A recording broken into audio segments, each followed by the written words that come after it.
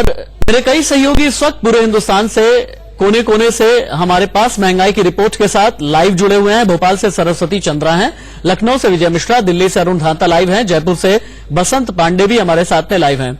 सबसे पहले हम दिल्ली चलते हैं अरुण धांता के पास। अरुण, आम लोगों को बढ़ती महंगाई से किस तरह परेशानी का सामना करना पड़ रहा है? मुमकिन अगर हो सके लोगों से बात कीजिए, उनकी ईएमआई से लेकर के किचन तक का बोझ उन पर किस तरह से अटैक किए हुए हैं नए साल की शुरुआत के साथ, ये उनसे बात कीजिए।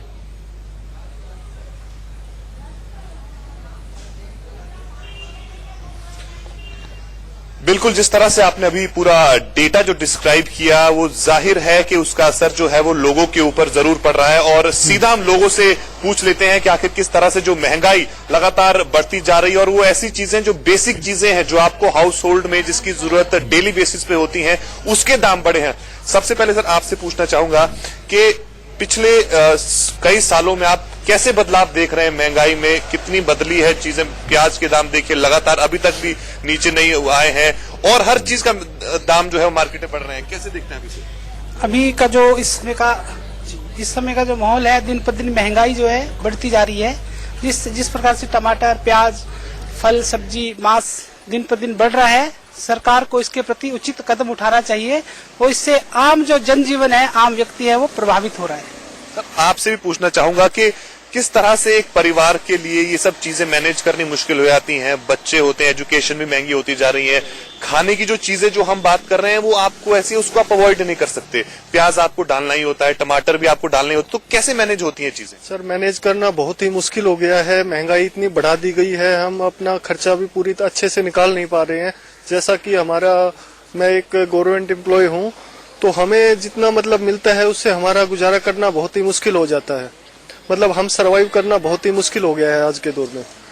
इतना हर चीज महंगाई पिछले 4-5 साल में तो बड़ी महंगाई बढ़ी है। हम सोच भी नहीं सकते इतना बढ़ गया है सर। तो पिछले दिनों में तो प्याज के रेट इतने ऊपर चले गए थे, तो कैसे मैनेज किया? अरुण, दोबारा हम दिल्ली में आपके पास लौट करके आएंगे, लेकिन फिलहाल के लिए एक बार हम लखनऊ का, अरुण आप रुके हैं, आपके पास दोबारा लौट करके आएंगे। लखनऊ हम चलते हैं। विजय मिश्रा, इंडिया न्यूज संवाददाता हमारे साथ लखनऊ के एक सब्जी मंडी से जुड़े हुए हैं। विजय, ऐसा कहा जाता है कि सब्जियों का भाव किचन के जरिए होते हुए जो किचन का असली बैरोमीटर होता है वो सब्जी मंडी से ही मापा जाता है। अगर आपके साथ लोग हों, उनसे बात कीजिए, बढ़ती हुई महंगाई ने उन्हें कितना परेशान किया है।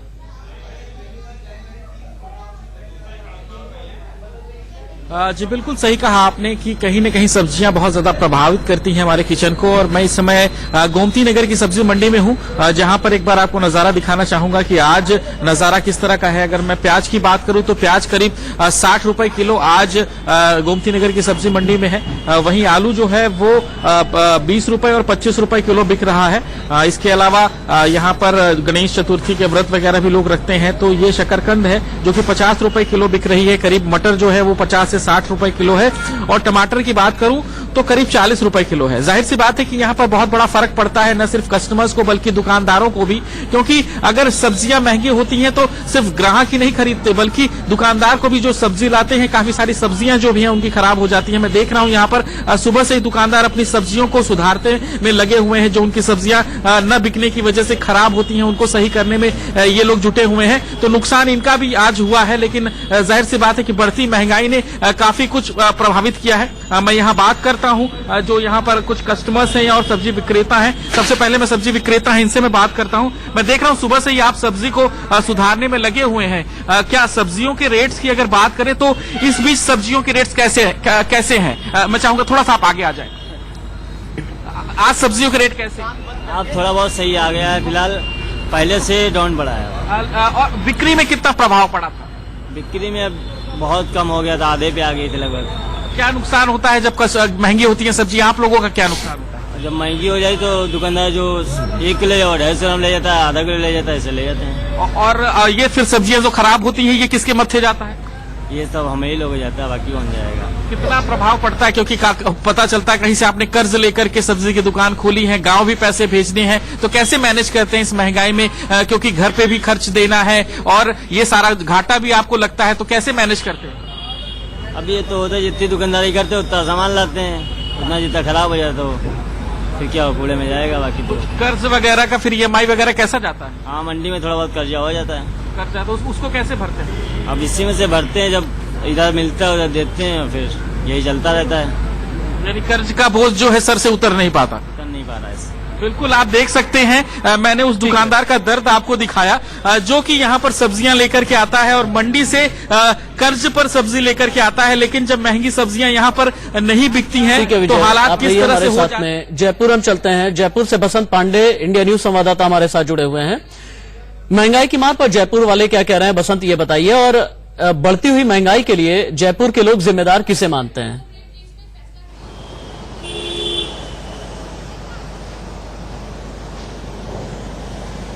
दिख रहा है दादाजी? बसंत आप सुन पा रहे हैं मुझे? हम भोपाल चलते हैं। सरस्वती चंद्र हमारे साथ में है। आज का जो दिन है वो भोपाल में भी काइट फेस्टिवल का दिन होता है, हिंदुस्तान के अलग अलग इलाकों में भी काइट फेस्टिवल का दिन होता है। आसमान की ऊंचाई तक बड़ी पतंग भी उड़ाई जा रही है, हम आपके पीछे भी देख सकते हैं सरस्वती। भोपाल वाले बढ़ती हुई महंगाई को लेकर के क्या कह रहे हैं?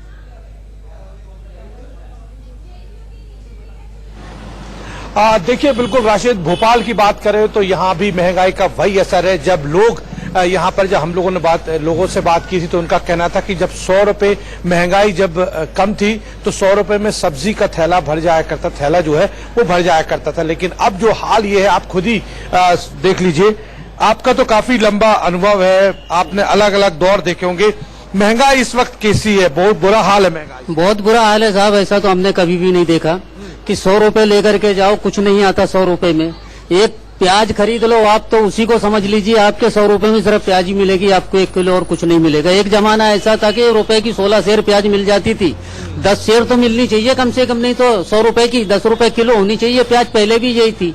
अब सब्जियों की बात करें, दूसरी सब्जियों की बात करें तो अब तो सोचना पड़ता है कि 250 ग्राम ले। साहब सब्जियों तो हमने कई बार तो ऐसा हुआ है कि सब्जी खाना ही बंद कर दिया था। अब तो थोड़ा बहुत कुछ उतरे हैं भाव, फिर भी सब्जी अभी भी बहुत महंगी चल रही है। साहब कैसे करते मैनेज किचन? आप तो रोजगार है क्या?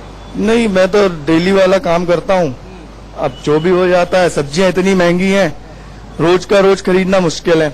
एक दिन सब्जी लेते हैं, 2 दिन 3 दिन चलाते हैं, जिसमें सबसे ज्यादा परेशान प्याज ने किया है।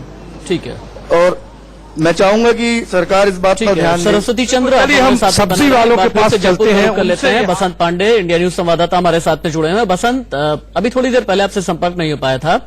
जयपुर में बढ़ती महंगाई का जिम्मेदार वहां के लोग किसे मानते हैं, और बढ़ती हुई महंगाई ने किस तरह से आम आदमी की जेब पर असर डाला है, किचन पर असर डाला है? लोगों से बात कीजिए।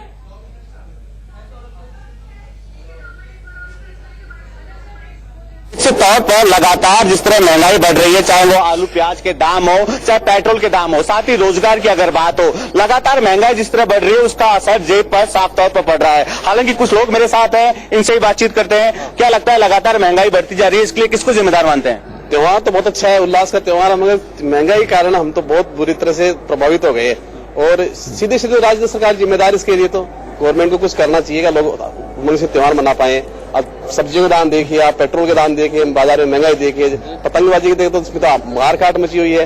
तो बड़ा दुख होता है इस बात को देखकर। बिल्कुल, देखिए कहीं ना कहीं जो सरकारें आती है, चाहे वो बीजेपी की हो चाहे कांग्रेस की हो, आने से पहले महंगाई पर लगाम की बात भी करती है, रोजगार देने की बात भी करती है। कितना जो वादे किए थे पूरे देखने को मिल रहे हैं? नहीं, वादे तो सभी गवर्नमेंटें करती है, लेकिन ये अशोक गहलोत सरकार तो बिल्कुल किसी वादे पर खरा नहीं उतर रही है।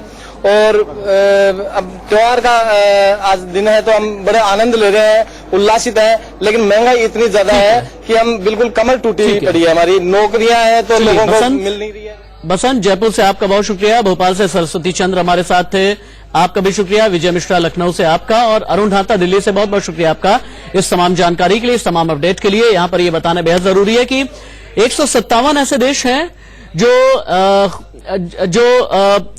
खुदरा महंगाई दर के आधार पर ही अपनी नीतियां तय करते हैं, और खुदरा महंगाई दर बढ़ करके 5.5 साल के सबसे ऊंचे स्तर तक पहुंच गई है।